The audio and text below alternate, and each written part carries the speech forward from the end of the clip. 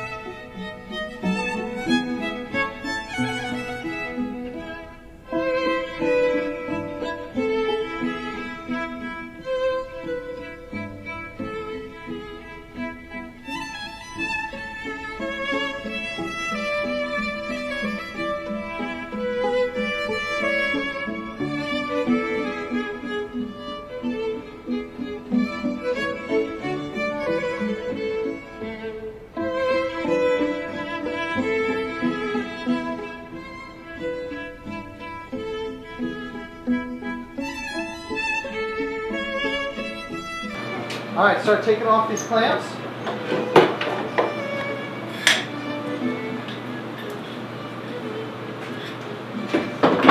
I don't think we're going to need them again, so you can start hanging them back up on the rack outside.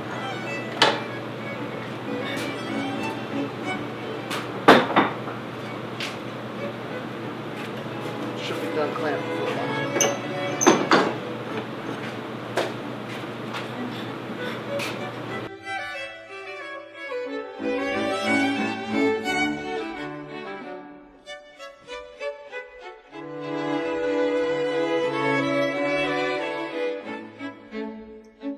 So tonight we're going to taper this down so that the thickest part is going to be right at the base there where it attaches to the base of our arm, and by the time it gets all the way to the end here, even this will be tapered down a little bit. Not much, but a little bit. And then later we're going to fabricate a steel end cap for this to hang all of our hardware off of.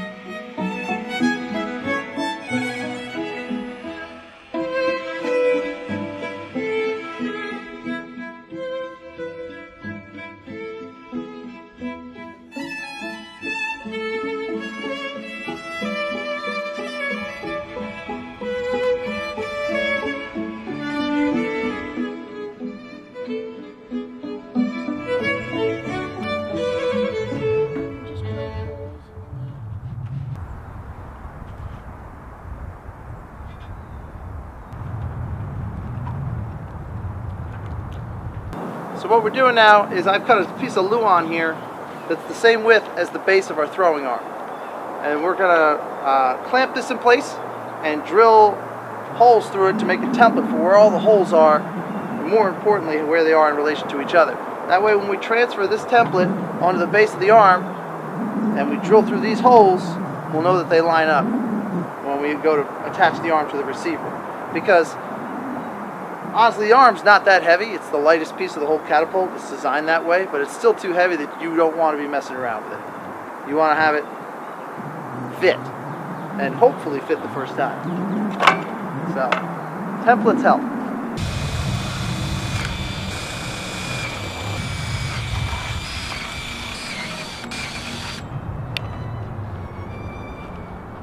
There it is.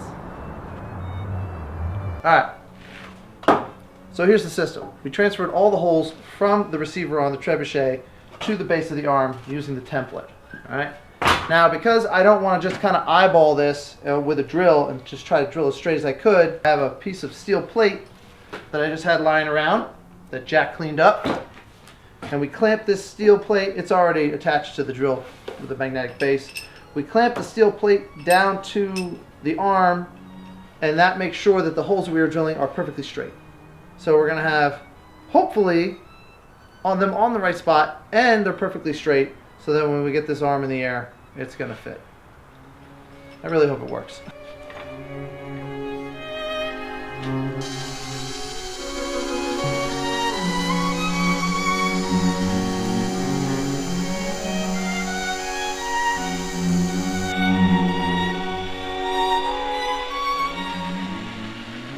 All right, now for the most nerve-wracking part of this whole thing. Our holes are drilled. We have them reamed out to 9/16 of an inch. Give myself a little bit of play because it's 1/2-inch bolts going through 1/2-inch holes. So I have to cut it. And it's, of course, 3/16 inch wide, and my blade is only an 1/8 inch wide, so I actually have to cut it twice.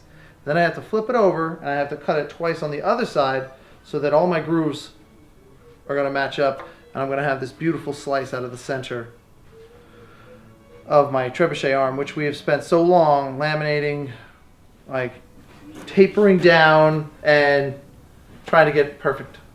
So if this cut doesn't work, we'll make it work.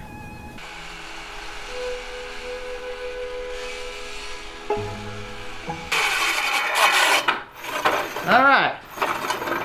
Now you see our gap? That's a good 3/16 to a 1/4 inch gap. That's what we need to get that steel to slide in. Alright, so this is our arm that we've been working on for a while. We laminated a couple 2x6s together with epoxy, and then we tapered it down from here all the way down to here. So that over here, where it's heavy, it's going to be, the center of gravity is going to be a lot bigger. Since it's heavy over here. And then over here, it's a lot lighter, so that we can get the rotation speed much faster all the way around. And now it's time to go put it on.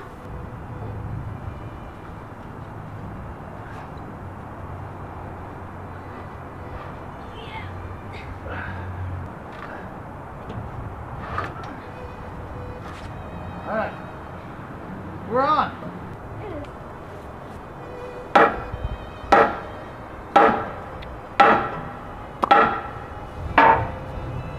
This video is brought to you by ratchet straps. Do you need something to help you with your medieval siege weapon? You need a ratchet strap.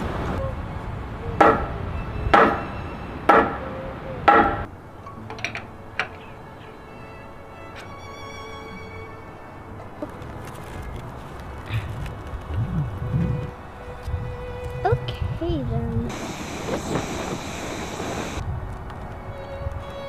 It's hard to see, but we have tied off the end of the arm now. So the weight that's on the arm, I don't know, probably is about 300 pounds. But we have a 4-to-1 reduction, so what's it, 75 pounds? So 75 pounds will still mess you up. So I'm gonna let it feed out. You back up.